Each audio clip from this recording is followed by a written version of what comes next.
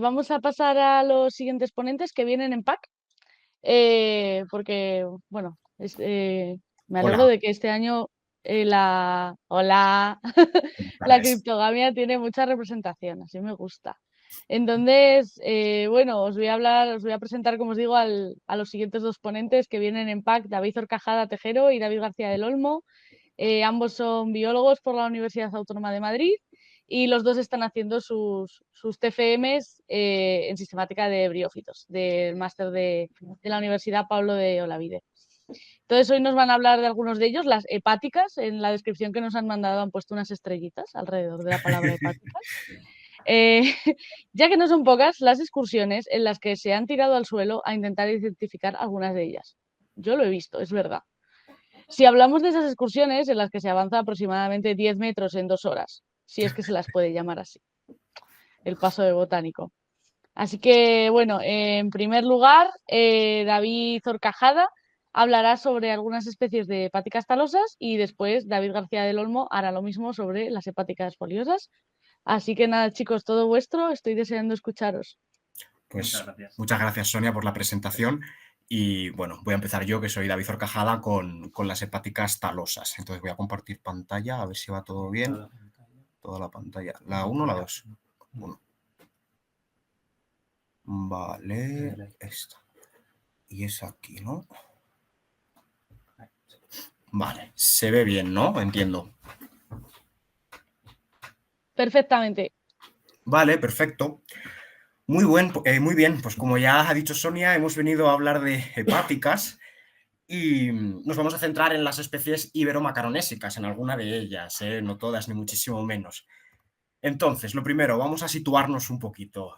No hemos venido a hablar de Hepatica nobilis, ni mucho menos. No es la primera vez que nos pasa que estando en el campo, a lo mejor con otros botánicos, pues de repente nos tiramos al suelo gritando hepática, hepática, y alguien se acerca corriendo, ¿no? Para decir, ¿dónde, dónde? Y cuando ve que no es esta florecilla tan bonita de aquí, dice, ah, un briófito, y sigue su paso, ¿no?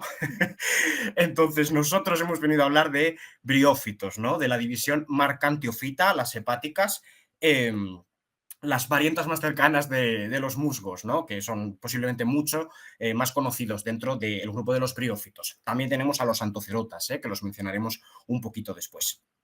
Entonces, la primera gran pregunta, ¿por qué la necesidad de hablar de esta división, de la división Marcantiophita? Que quiero insistir en que es una división, o sea, estamos hablando de un gran linaje dentro de las plantas terrestres. Pues los números nos dan la razón, básicamente. Estos son datos que hemos sacado de este biomaratón, de la cuarta edición, y lo que vemos es que de toda la división Marcantiophita se han hecho nada más y nada menos que 115 observaciones en la península ibérica, de un total de 38.000 que se han registrado en el biomaratón al completo, o sea, menos de un 1%, ¿no? De esa flora que se ha registrado corresponde con la división Marcantiophita. Si lo vemos a nivel de número de especies, pues son 33, ¿no? 33 de las 3.200 especies observadas en total, el biomaratón, o sea, aproximadamente un 1%, y 33 de unas casi 300 especies de hepáticas de las que está compuesta la flora briológica ibérica, ¿no? Que no está nada mal. El premio, el oro, se lo lleva Lunularia cruciata, ¿no? Que, bueno, esto tiene bastante sentido, como ya veremos después, porque esta es un poco la equium de las hepáticas, es bastante fácil de encontrar. Un dato curioso es que el 68% de la hepaticoflora europea está representada en la península ibérica, o sea que tampoco hay que moverse mucho por Europa para ver toda la gama, ¿no? de hepáticas que tenemos disponibles.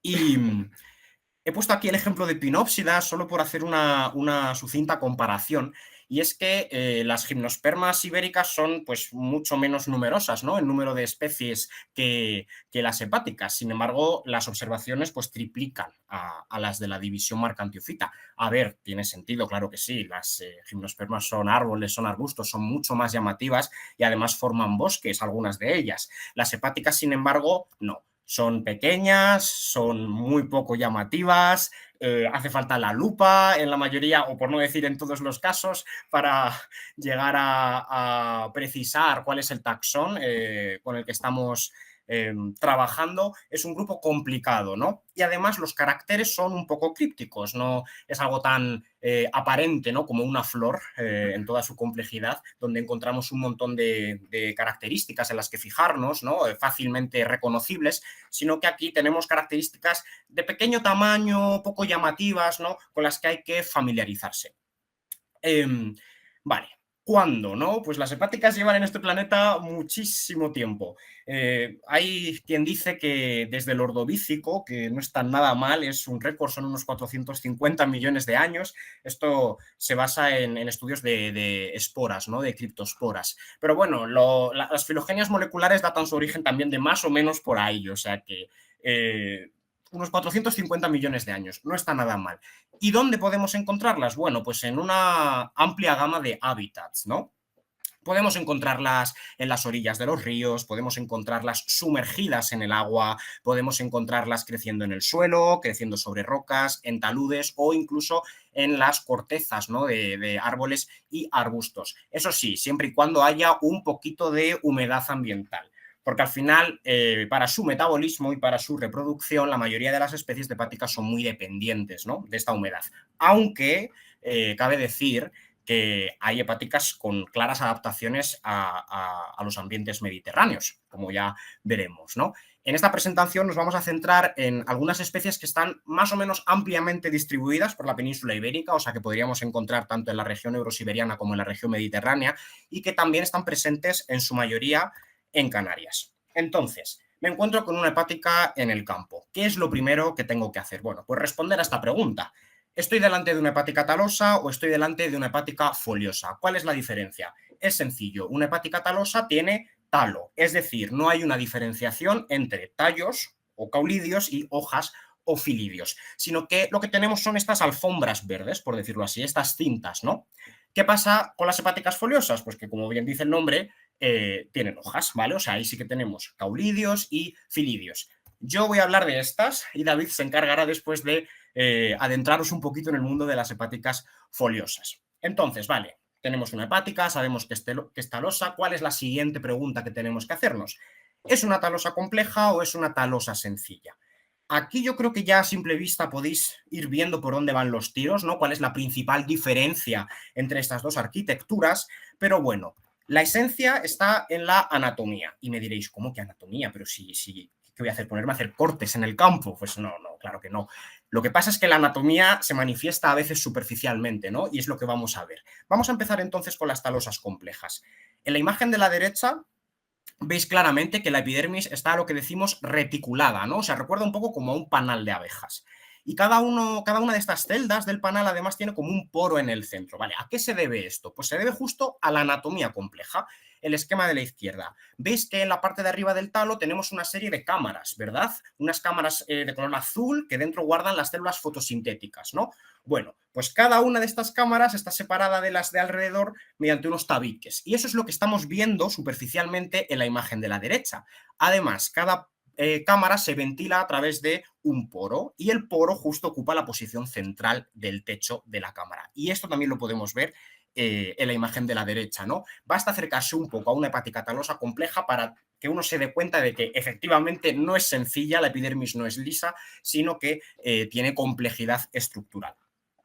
Si le damos la vuelta, también nos encontramos con caracteres muy interesantes, porque otra cosa que caracteriza a las talosas complejas son las escamas. En la imagen de la derecha se ve muy bien, tenemos dos filas de escamas, no siempre son dos, pueden ser más, y son importantes y muy interesantes y bonitas de observar al microscopio porque nos dan mucha información taxonómica y de hecho en las claves muchas veces para distinguir así taxones un poquito problemáticos tenemos que ir a las escamas, no nos queda otra. Aquí veis un poco la gama de colores, formas y ornamentaciones, ¿no? de estas escamas, son bastante variopintas.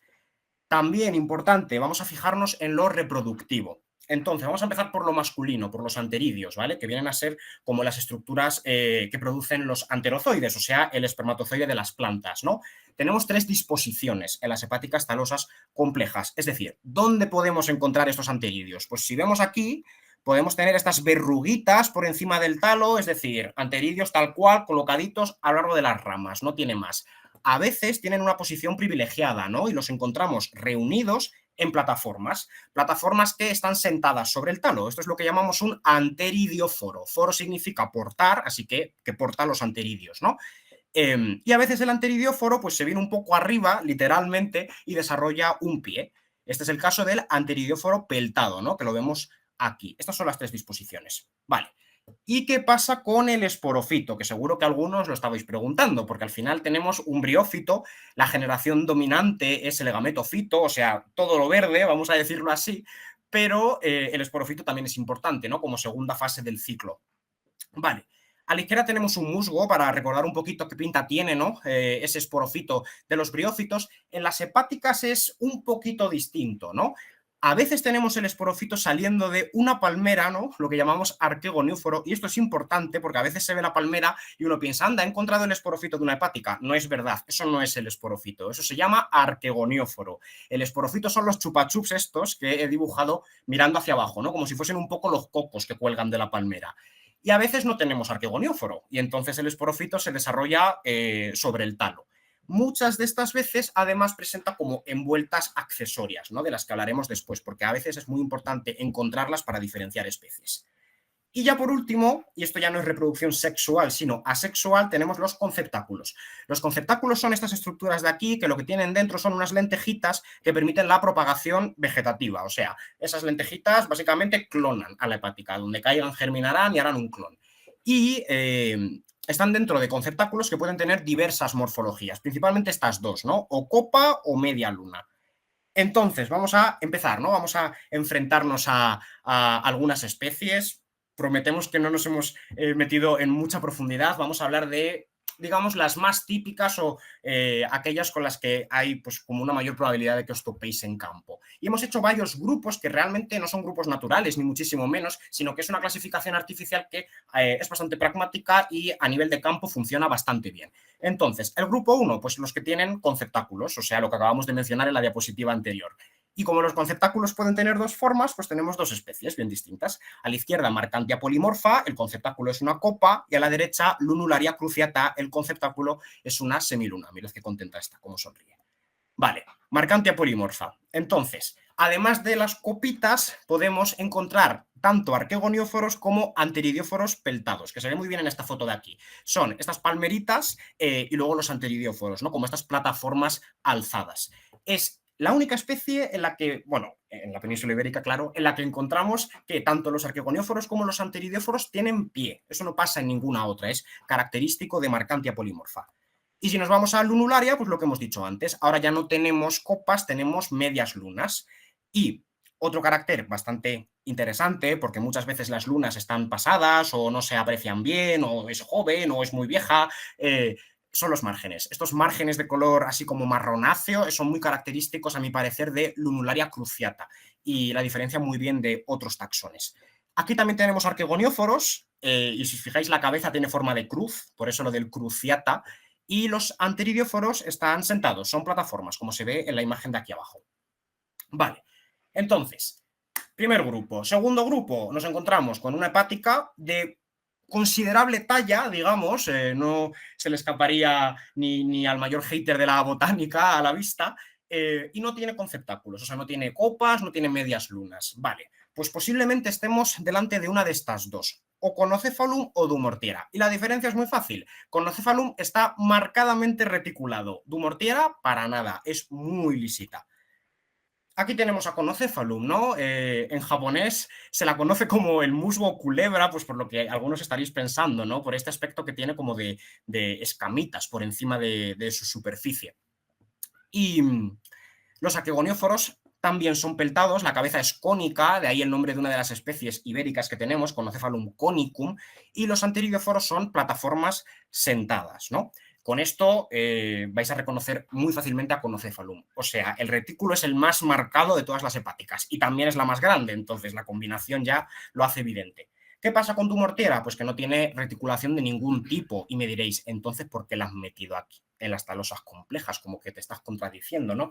Bueno, no me estoy contradiciendo porque filogenéticamente está más emparentada con las talosas complejas que con las talosas sencillas. Es un caso de reducción anatómica. En algunas dumortieras se desarrolla un retículo como muy sucinto, pero es una cosa que en las españolas, ¿no? O en las ibéricas no es tan fácil de apreciar. En este caso tenemos arquegonióforos peltados, como se ve en esta imagen de aquí, y los anteridióforos vuelven a ser plataformas. Se llama dumortiera hirsuta porque tiene muchos pelos y los tiene en las cabezas de los arquegonióforos, en los anteridióforos y en los márgenes. Así que si os encontráis una cosa así como muy grandota, con pelitos en los márgenes, arquegonióforos, dumortiera hirsuta. Por cierto, esta eurosiberiana, estrictamente eurosiberiana, y también en Canarias, por eso pongo la distribución. Vale. Seguimos, entonces, ya no nos estamos encontrando con cosas muy grandes, sino todo lo contrario, o sea, bajamos de escala muchísimo. Estamos delante de hepáticas muy pequeñas, ¿no? Que casi no llaman la atención y que además se desarrollan formando estas rosetas de aquí. Bueno, pues posiblemente estemos ante una de estas dos, o Rixia o Rixiocarpos natans. La diferencia es bastante fácil de intuir, porque Rixia es mayoritariamente terrícola, mientras que Rixiocarpos natans crece flotando en el agua. Y de hecho, lo que veis, estos pelos negros que veis tan desarrollados, no son otra cosa que las escamas que hemos mencionado antes, que aquí hacen de flotador, le permiten mantenerse sobre la película superficial de agua. Aunque hay una pequeña trampa, y es que a veces los riciocarpos pues, abandonan el agua y dan el paso a tierra, y en ese caso se convierten en esto que tenéis aquí, un fenotipo completamente alterado, que buena suerte si os topáis con él. Las riccias son complicadas. He puesto aquí algunas de las más famosillas, quizás de las que más observaciones tienen en eNaturalist, para que os hagáis una idea de la pinta que tienen, ¿no? Se ve muy bien lo del carácter arrosetado que mencionaba antes, pero es un grupo muy complicado, de los que más especies tienen en la península ibérica, y sin esporas y sin secciones del talo no vais a llegar muy lejos en su identificación. Pero bueno, reconocer una riccia a nivel de género es fácil. Vale. Seguimos entonces, grupo 5, la que se enrolla, como yo, ¿no? Vamos a ver. Esta imagen a lo mejor no parece muy hepaticoide, pero os prometo que ahí hay una hepática. Y para demostrarlo, lo que tenemos que hacer es echar un poquito de agua encima y esperar, ser pacientes. Y se hace la magia, de repente, anda, si está apareciendo, ¿no? Algo verde. Esperad un poco más, ¿vale? Porque se lo toma con un poco de calma. Anda, ya está, rescatada, aquí la tenemos. ¿Por qué digo que es la que se enrolla? Bueno, pues porque os la habéis encontrado literalmente enrollada. O sea, cuando esta hepática se deseca, al ser poiquilohidra, lo que hace es enrollarse sobre sí misma y darse la vuelta, de forma que las escamas ventrales pasan a ser dorsales y como son oscuras, pues ahora lo que vemos es una hepática oscura. Esto es una forma de protegerse contra la radiación ultravioleta, básicamente, o sea, la está reflejando de alguna manera. Estoy seca, pero al menos no me voy a chichar. Aquí la tenéis, entonces, muy fácil. Si os encontráis esta mezcla de ramas verdes, líneas negras y además en los extremos de las ramas apreciáis estos coquitos de aquí, lo que tenéis delante es una targionia. El coquito este no es más que el esporofito, que en este caso no está asociado a un arquegonióforo, sino que está encerrado en otra estructura, derivada de las escamas, por cierto, por eso es de color negro. Entonces, estas dos características hacen a targionia. Tenemos dos especies ibéricas. Vale. Grupo 5, otras. Bueno, hay muchos más géneros. Bueno, tampoco tantos, quizás me he dejado menos de 5 géneros por mencionar, de talosas complejas ibéricas. Pero estas dos sí que las quiero mencionar porque, bueno, dentro de lo que cabe te las encuentras con bastante frecuencia en campos si vas pendiente, ¿no? De lo que crece por los taludes. Y son Revoulia y Mania. Es más o menos fácil diferenciarlas, sobre todo si están bastante desarrolladas, ¿no? Porque Revoulia tiene unos arquegonióforos que, si os fijáis en las cabezas, tienen forma de estrella, los tenéis por aquí, mientras que en el caso de Mania no lobulan tanto, sino que son más redonditos, quizás 3 lóbulos, algo así. Otra cosa que caracteriza a Mania es que en el propio talo podéis encontrar las dos estructuras, o sea, arquegonióforos por un lado, pero también los anteidios a modo de verrugas de color violáceo, ¿no? Eso no lo vais a encontrar nunca en Revoulia. Pero bueno, que si os queda alguna duda, os pongo otro carácter más para que veáis la importancia de las escamas. Revoulia tiene unas escamas como de color púrpura metálico, con 2 apéndices asociados, apéndices filiformes, mientras que Mania, aunque puede tener 2 apéndices, lo más normal es encontrártela o con uno o con ninguno. Y es un poquito más gordete el apéndice. El color de la escama, por cierto, no tiene ese brillo tan metálico, ¿no? Característico de Revoulia. Entonces, bueno, vamos a dedicar un minutito a hacer una pequeña prueba, solo para ver qué tal hasta aquí, para que os enfrentéis un poco al desafío de reconocer en campo, ¿no? Una hepática talosa compleja, aunque esta vez sea desde la pantalla del ordenador. Entonces, aquí la tenéis, al lado de una selaginela, por cierto, para los fans de los helechos, que está por aquí creciendo a la izquierda, y así os imaginéis un poquito el tamaño que tiene. Pero bueno, que si queréis más pistas, os la pongo de cerca, porque bueno, en campo uno puede coger la lupa, ¿no? Y verla en todo su esplendor. Entonces, no sé si habréis llegado a la solución. Estamos efectivamente delante de Conocéphalum, esta hepática tan grandota y que tiene el retículo tan marcado, ¿no? La que en japonés llaman el musgo culebra. Pero bueno, tenemos una segunda. A ver qué tal en este caso. Esta es muy pequeñita, o sea, del tamaño de una moneda de 1 céntimo, para que os hagáis una idea. Es muy, muy, muy pequeñita. Yo creo que está más o menos claro, ¿no? O sea, con esta pinta pequeña, arrosetada, estamos efectivamente delante de una hepática del género Riccia. Vale. Cambiando de tercio, vamos a dejar de lado las talosas complejas y vamos a empezar con las talosas sencillas. En este caso, recordad, la anatomía es simple y por tanto no vamos a ver ni un retículo ni poros por encima de la epidermis. Lo que vamos a ver es una superficie completamente lisa y homogénea. Además, la ramificación aquí es bastante variada, ¿no? Y destacar dos tipos, furcada y palmeada, que veremos que en algunos géneros es importante tener clara la diferencia. Y otra cosa, el nervio. Aquí sí, hay algunas talosas sencillas que tienen nervio y hay otras que no lo tienen. Tened en cuenta esto. El esporofito es mucho más aburrido. Las talosas complejas, pues como bien dice el nombre, son complejas. Las sencillas, para el caso del esporofito, no se complican mucho la vida. La verdad es que todas tienen este esporofito, así como saliendo del talo, con pinta como de ojitos de caracol. Entonces, aquí tenemos, si no me equivoco, 4 grupitos. El primero es el tipo Fosombronia, ¿no? Esto es una cosa diminuta, pero que llama la atención, o al menos yo creo que en general al que no es conocedor de la diversidad de hepáticas le llama la atención encontrarse con estos cogollitos arrugados en mitad a lo mejor de un talud rocoso, ¿no? Esto es lo más característico de Fosombronia, o sea, si os vais a mirar una pared con la lupa y os encontráis como estas lechuguitas un poco pochas, estáis delante sin duda de una Fosombronia.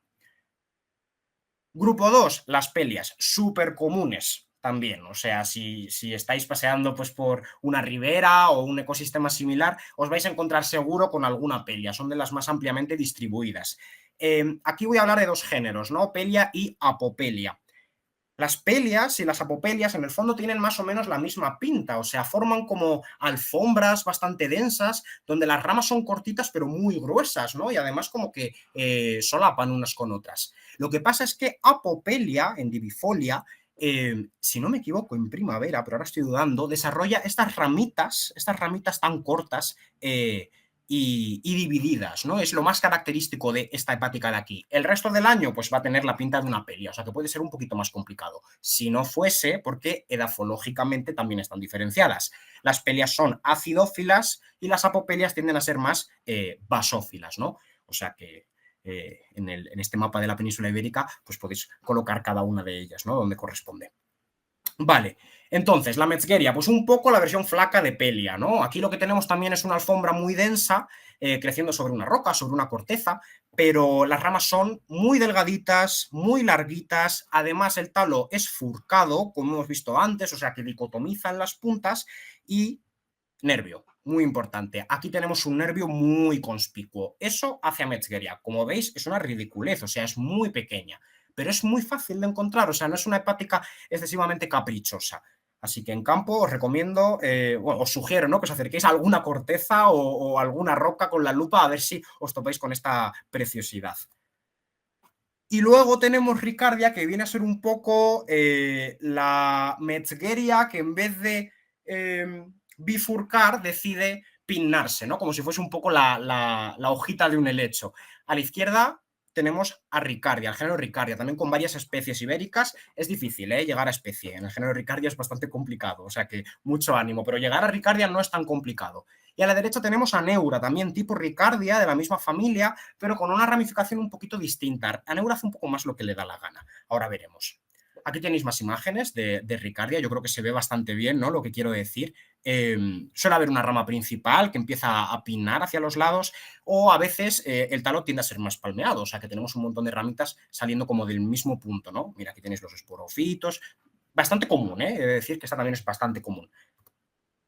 Y las aneuras, pues tenemos dos especies ibéricas, porque ahora os comentaré. A la izquierda, Aneura pinguis. No es excesivamente rara, tiene este aspecto como grasiento, si os fijáis, de ahí lo de pinguis. Pinguis viene a decir como grasa en latín y por eso pingícola, es un poco la misma etimología, por este aspecto graso que tienen sus hojas.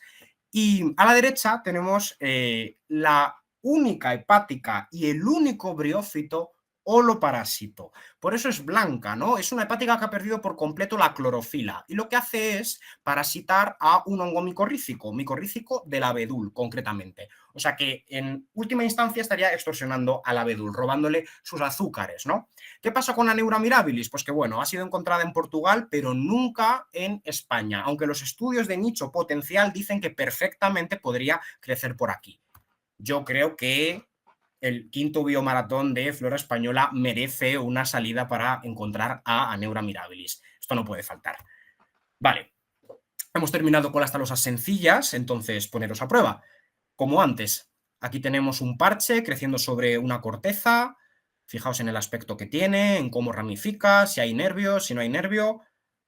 Lo tenéis claro, ¿no? Efectivamente, estamos delante de Metzgeria. Y esta de aquí no se ve nada, ¿no? Ya, bueno, nos acercamos, no pasa nada, no pasa nada. ¿Qué tenemos delante? Fijaos en el talo, en los esporofitos. Pues sí, es de tipo cogollo, ¿no? Cogollo arrugado, es una fosombronia, efectivamente.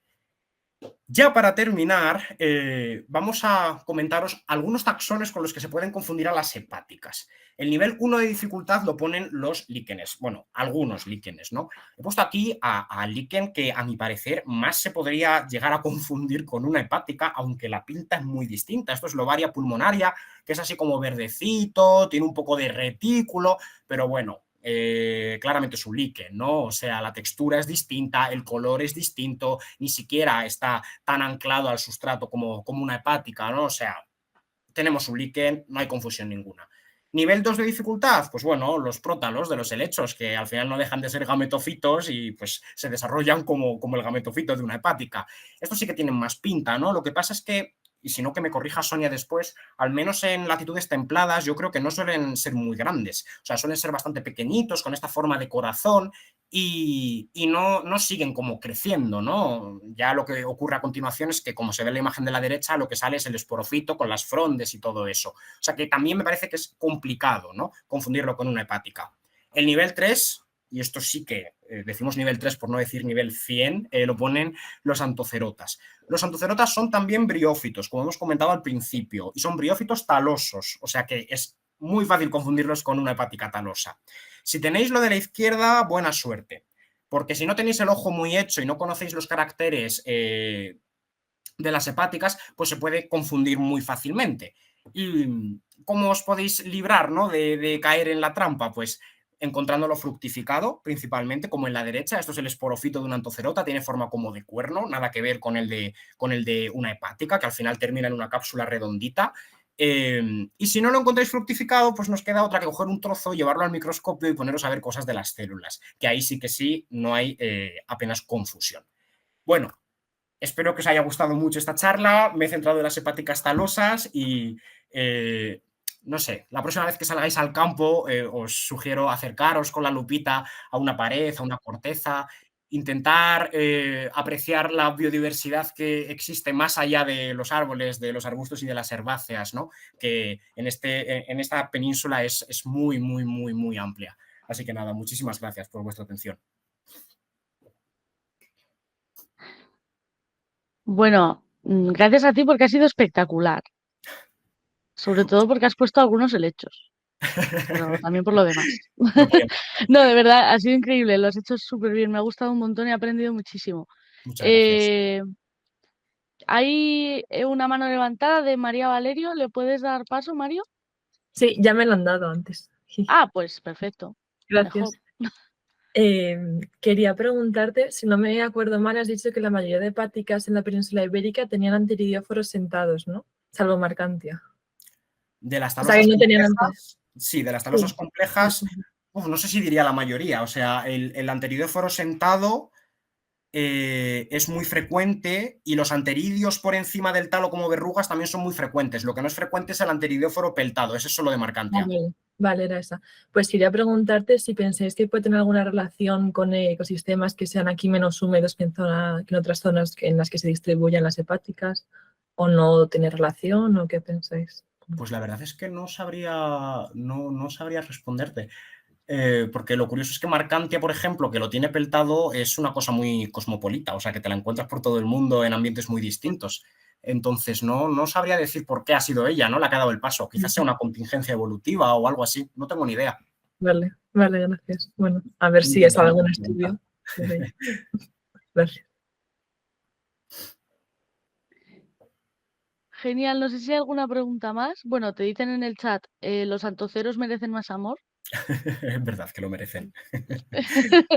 Y también te dicen que es la mejor charla de hepáticas talosas ibéricas que han visto nunca. Ay, muchas gracias.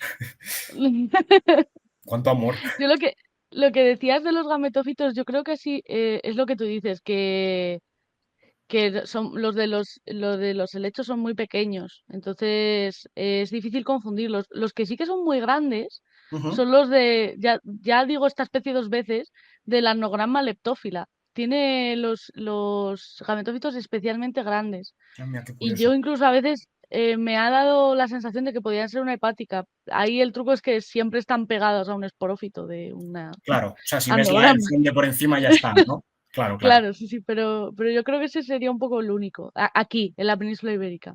Claro, porque en el trópico cambia mucho el panorama. Allí sí que esta charla no tendría tanto sentido en el trópico. Es mucho más difícil diferenciar cosas, desde luego. Se parece todo mucho más. Sí, efectivamente. No sé si alguien más tiene alguna pregunta para David. Yo una muy rápida. David, ¿cuánto de fácil es encontrar hepáticas con anteridióforos y arquegonióforos? Porque realmente yo lo he encontrado de manera muy, muy excepcional y en algunos casos, en realidad, creo que eso, la ausencia de estas estructuras puede hacer un poco más compleja la identificación, ¿no? Sí, estoy de acuerdo. A veces es justo lo que hace falta para hilar fino. Pero yo creo que depende mucho de la especie. Hay especies que lo raro es no encontrarlas fructificadas. Por ejemplo, la Revoulia y la Mania, yo casi siempre que me las he encontrado en el campo estaban fructificadas. O sea que yo creo que depende. Por ejemplo, Lunularia casi nunca fructifica. O sea, por eso lo de las medias lunas, ¿no? Porque es que con eso ya lo tienes, no tienes casi que buscarle ni arquegonióforo ni nada parecido porque no lo vas a encontrar. O sea, encontrarte a una lunularia fructificada es casi un milagro. Pero en otras especies es todo lo contrario, que lo raro es que no desarrollen arquegonióforos o anteridióforos. Entonces, fíjate, es una cosa muy dependiente del taxón. Vale, muchas gracias. Por ejemplo, las ricias, es que yo creo que todas las que he visto no tenían esporófitos. El caso de Riccia es muy interesante porque el esporófito no se ve a simple vista, es que no sale del talo, o sea, se desarrolla dentro de los tejidos del talo. Y es muy curioso porque hasta que la riccia no muere y se empiezan a descomponer esos tejidos, las esporas no se liberan, no tienen ningún mecanismo de dispersión. Ajá. Vale, y para que muera este tipo de organismos, quiero decir, al ser por el paso del tiempo, ¿no? Realmente. Ya. O sea, vale. va creciendo como la roseta se va haciendo más grande, entonces las puntas se mantienen vivas, pero lo del centro se va muriendo. Y ahí es cuando se produce justo la dispersión al abrirse el talo, al descomponerse. Tampoco tienen depredadores. Curioso. Eso Gracias. es. Nada.